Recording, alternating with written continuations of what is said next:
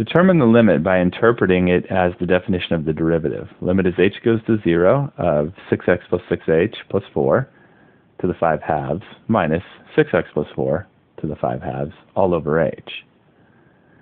This limit is of the form limit is h goes to 0 of f of x plus h minus f of x all over h. And the result of this limit, being the definition of the derivative, is the derivative f prime of x.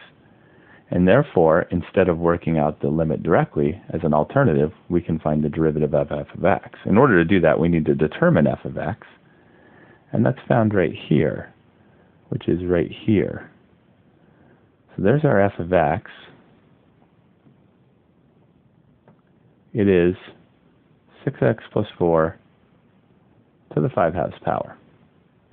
The derivative, f prime of x, will be, bring down the power, it's a power rule, leave the inside alone, 6x plus 4 to the, subtract 1 from the power, I will call that 2 halves, and then multiply by the derivative of the inside, which will be a 6. Now that 6 can move out front and multiply with the 5 halves. 6 times 5 is 30 over 2. And we have the 6x plus 4 to the 5 minus 2, 3 halves power. Now the 30 over 2 can reduce to a 15.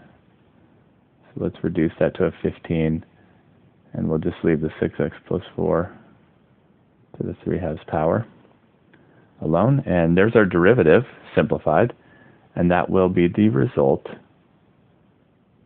of this limit. 15 times 6x plus 4 raised to the 3 halves power.